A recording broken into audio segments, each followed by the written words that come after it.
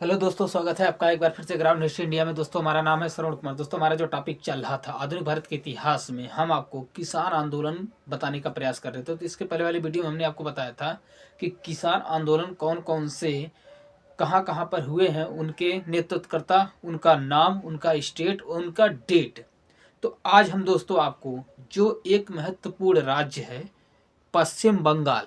क्यों पश्चिम बंगाल दोस्तों? क्योंकि अंग्रेजों ने सबसे पहले राजनीतिक सत्ता बंगाल में प्राप्त किया था। तो जाहिर सी बात है, किसान आंदोलन हो, मजदूर आंदोलन हो, या जितने भी आंदोलन की प्रवृत्तियां होती हैं, तो हम बार बार उन्हीं राज्यों से उठाने का प्रयास कर रहे हैं। तो बंगाल में सबसे पहले जो महत्वपूर्ण आंदोलन हो रहे हैं, वैसे तो हमने यहाँ पर मैप के माध्यम से रंगपुर का विद्रोह, सुबादिया का विद्रोह, नील आंदोलन, पावना विद्रोह, तेभागा आंदोलन, इन सबको भी बारे में बताया है। लेकिन जो महत्वपूर्ण एनालिटिकल अप्रोच के साथ, यानी व्याख्यात्मक दृष्टिकोण के साथ जो पढ़ने के लिए है दोस्तों, वह नील विद्रोह है, पावना विद्रोह है और तेभागा आंदोलन है। आप इन्हें समझ जाइएगा। और इनका आंदोलन, इनका नेतृत्वकर्ता इसके पहले वाले वीडियो में हमने आपको बताया है, आप केवल नाम जानते रहिए। जैसे रंगपुर का विद्रोह है, सुबादिया का विद्रोह है, आप जानते रहिए दोस्तों। जैसे अगर रंगपुर के विद्रोह की अगर हमने बात किया था, नूरुल उल दीन इनके जो नेतृत्वकर्ता थे, और नूरुल उल दीन इनके नेतृत्वकर्ता थे। और एक सुबादिया का विद्रोह था दोस्तों, बुल्की शाह के द्वारा हुआ था। तो इतना महत्वपूर्ण नहीं है। लेकिन अब वहीं अगर आप जानिए नील विद्रोह 1859 से 1860, कारण क्या था दोस्तों? जो बंगाल अंग्रेजों ने जो कब्जे में लिया था, तो बंगाल में जो किसान खेती करते थे, जो बागान के मालिक होते थे, तो आप समझिए कि कोई भूमि थी, उस भूमि पर, यानी मान लीजिए आप 20 बिस्सा, या कहें एक बीघा, एक बीघे में अमूमन मान के चलिए 20 बिस्वा होता है। 20 बिस्से में आप खेती कर रहे हैं, तो उनमें 2 बिस्सा या 3 बिस्सा आपको नील की खेती करना अनिवार्य था। और उस नील की खेती में जो है दोस्तों, आपको कुछ नहीं मिलता था, पूरा का पूरा वह अंग्रेज लेते थे, एक प्रकार से कहीं जमींदार लेते थे। तो अब उसका लगान भी जो है कुछ नहीं होता था। और नील की खेती करने के बाद अमूमन आप मान के चलिए दोस्तों, दो या तीन फसल तक जो मिट्टी की उर्वर क्षमता होती थी वह खत्म हो जाती थी। तो इसी के विरोध में बागान मालिकों ने और किसानों ने नील की खेती करने से मना कर दिया। कारण यही था, मेन कारण था, हमने यहाँ पे लिखा था, बागान मालिकों और किसानों ने नील की खेती करने से मना कर दिया, जिससे नील का व्यापार पूरी तरीके से ठप पड़ गया। प्रारंभ में पश्चिम बंगाल के नादिया जिले से यह विद्रोह प्रारंभ हुआ था। शुरुआत में पश्चिम बंगाल के नादिया जिले से यह विद्रोह प्रारंभ हुआ था, लेकिन शीघ्र ही पूरे बंगाल में व्यापक रूप से यह फैल गया। इसके नेतृत्वकर्ता थे दिगंबर विश्वास प्लस विष्णु विश्वास थे। अब इस आंदोलन का, यानी नील विद्रोह का, जो 1859 से 1860 में हुआ, हिंदू पैट्रियट के लेखक थे हरीश चंद्र मुखर्जी एवं ईश्वरचंद विद्यासागर के समाचार पत्र सोम दर्पण में इस विद्रोह का मार्मिक एवं साहसिक दृष्टांत को दिखाया गया था, कैसे यह विद्रोह जो है संगठित रूप से चला था। दीनबंधु मित्र ने अपने नाटक नील दर्पण में इसका वर्णन भी किया है। यानी दीनबंधु मित्र ने अपने नाटक नील दर्पण में इस नील आंदोलन का वर्णन भी किया है। हिंदू पैट्रियट के लेखक हरीश चंद्र मुखर्जी एवं ईश्वरचंद विद्यासागर के समाचार पत्र सोम प्रकाश में, यानी हिंदू पैट्रियट के जो लेखक थे हरीश चंद्र मुखर्जी ने भी इसका समर्थन किया था, छापा था अपने अखबारों में। और ईश्वरचंद विद्यासागर के समाचार पत्र जो था सोम प्रकाश में भी इसका विस्तार पूर्वक वर्णन किया गया था।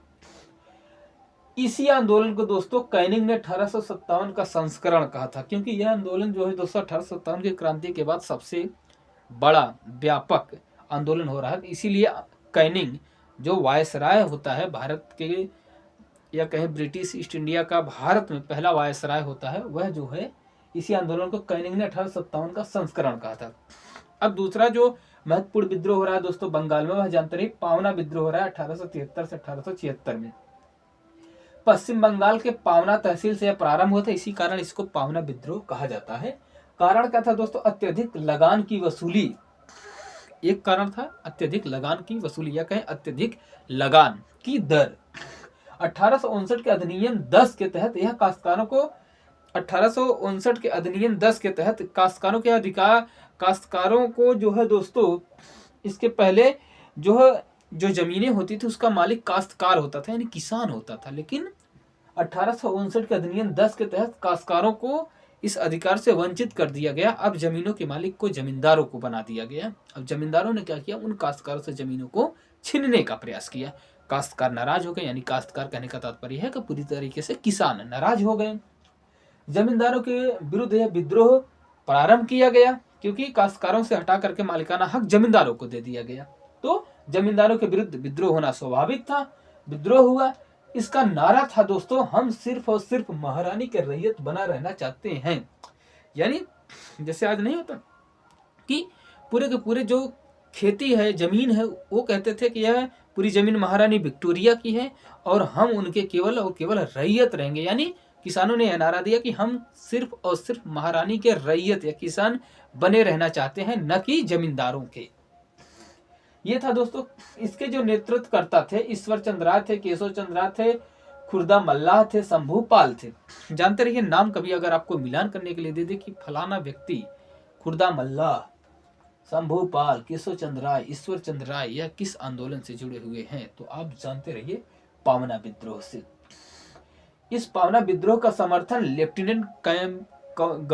लेफ्टिनेंट एक ब्रिटिश अधिकारी था, अंग्रेज अधिकारी था, कैंपबेल ने किया था। लेफ्टिनेंट कर्नल था, कैंपबेल ने किया था। बंकिम चंद्र चटर्जी एवं रमेश चंद्र दत्त ने भी इस आंदोलन का समर्थन किया था, जो कि उस समय बंगाल के मानी जानी हस्ती थे। अब जानते रहिए। और दोस्तों, मुशर्रफ हुसैन ने पावना विद्रोह पर जमींदारी दर्पण, यानी मुशर्रफ हुसैन जो कि एक माने जाने लेखक थे, उन्होंने इस आंदोलन का, पावना आंदोलन का नाम पर जमींदारी दर्पण नाम से एक नाटक भी लिखा था। सुरेंद्रनाथ बनर्जी, जो सुरेंद्रनाथ बनर्जी प्लस आनंद मोहन बोस और द्वारिकानाथ गांगुली ने समर्थन भी दिया था। यानी इंडियन एसोसिएशन के जो रचयिता, जो वो थे, क्या कहें, हेड थे, सुरेंद्रनाथ बनर्जी, आनंद मोहन बोस एवं द्वारिकानाथ गांगुली ने इसका समर्थन भी किया था। यहाँ पर मैंने लिखा है, इस विद्रोह के दबाव में आकर, यानी पावना विद्रोह के दबाव में आकर अंग्रेजों ने बंगाल में काश्तकारी अधिनियम लाकर जमीन जो है काश्तकारों को वापस कर दिया। तब जाकर के यह विद्रोह शांत हुआ। यह विद्रोह जो है दोस्तों बहुत ही शांति प्रिय था, आंदोलन था, यानी सभी हिंदू मुसलमानों ने भी इसमें बढ़ चढ़ कर भाग भी लिया था। अब आइए दोस्तों, तेभागा आंदोलन की बात करता हूँ 1946 से 1950 में। तेभागा आंदोलन का तात्पर्य क्या था दोस्तों, कारण क्या था? कारण यह था कि दोस्तों, अगर कुछ लोग किताबों में यह मिलता है कि यह आंदोलन त्रिपुरा से शुरू हुआ था। अब देखिए, त्रिपुरा कहीं ना कहीं तीनों तरफ से बांग्लादेश से घिरा हुआ है। लेकिन अगर आप 18 यानी 1946 या 50 के परिप्रेक्ष्य में जाएं तो यह जो है पूरा का पूरा बंगाल से ही घिरा था, तो आप यह मान सकते हैं। तो दोस्तों, यह आंदोलन शुरू होता है त्रिपुरा से, परंतु विस्तृत रूप धारण करता है बंगाल में। इसीलिए जब हम भारत के परिप्रेक्ष्य के इतिहास में पढ़ते हैं तो इसे बंगाल डोनेट करते हैं, यानी लोकेट करते हैं। माफ करिएगा, डोनेट हमने बताया, लोकेट करते हैं, यानी उसका लोकेशन जो है बंगाल में निकालते हैं। कारण था 1940 में बाढ़ आयोग का गठन किया गया था। 1940 में बाढ़ आयोग का गठन किया गया था क्योंकि बाढ़ अक्सर बंगाल में आते जाते रहते थे। तो इसी बाढ़ आयोग में, या कहें फ्लड कमीशन में, एक रियायत दिया गया था किन्हें, किसानों को, कि किसान जो है उत्पादन का 2/3 भाग देने को कहा गया था। इसमें किसानों को उत्पादन का 2/3 भाग देने को कहा गया था। यानी कि आप समझिए कि 66%, यानी लगभग 66.5% की पैदावारी अगर होगी तो वह किसान स्वयं रखेंगे। लेकिन यह बात मानी नहीं गई। इसी के विरुद्ध में विद्रोह होता है।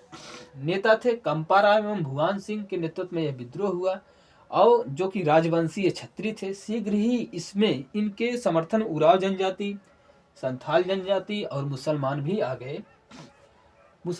दोस्तों, यह विद्रोह, यानी कहें कि तेभागा आंदोलन में जो यह विद्रोह हो रहा था, यह विद्रोह हिंदू मुसलमान की एकता का कहीं न कहीं बड़ा ही व्यापक प्रतीक था। क्यों प्रतीक था? क्योंकि दोस्तों 1946-50 में भी देखिए डायरेक्ट एक्शन डे चल रहा है बंगाल में, और वहीं कहीं न कहीं किसान, हिंदू, मुसलमान सब बंगाल में एक हो रहे हैं। यानी एक तरफ देखिए जहां बंगाल में डायरेक्ट एक्शन डे, सीधी कार्रवाई दिवस के तहत दंगे फसाद हो रहे हैं, लेकिन वहीं बंगाल के किसी हिस्से में हिंदू मुसलमान सारे वर्ग मिल करके अंग्रेजों के खिलाफ मूवमेंट कर रहे हैं, आवाज उठा रहे हैं, एक साथ रैलियां निकाल रहे हैं। एक अपने आप में एक प्रतीक भी है। 1950 में वर्गाधार अधिनियम लाकर आंदोलन या संघर्ष को खत्म कर दिया गया, क्योंकि अब भारत पूरी तरीके से अंग्रेज भारतीयों के हाथ में आ गया था। कभी यहाँ पे लिखा है हिंदू मुसलमान एक साथ कंधे से कंधा मिलाकर चल रहे थे, एकता का सबसे बड़ा प्रतीक था। तो दोस्तों ये हमने बंगाल में जिसे डिस्क्राइब करना जरूरी था उस आंदोलन को बताया। यदि कोई क्लास में कमियां रह गई तो आप जरूर बताइएगा। हमारा यूट्यूब चैनल है ग्राउंड हिस्ट्री इंडिया, उसे लाइक करिए, शेयर करिए, सब्सक्राइब करिए और अपने दोस्तों को जोड़िए। दोस्तों आगे शीघ्र ही हम इंडियन ज्योग्राफी या पर्यावरण और पारिस्थितिकी तंत्र भी आपके मध्य लेकर आ रहे हैं। अब ऐसे ही दोस्तों हूबहू लिखते हुए पढ़ाते हुए आपको चलेंगे। तो दोस्तों एक बार फिर से आपका तहे दिल से धन्यवाद। क्लास को लाइक करिए, शेयर करिए और अपने दोस्तों को जोड़िए। दोस्तों थोड़ा चैनल को बढ़ाइए, सब्सक्राइब कराइए। धन्यवाद दोस्तों।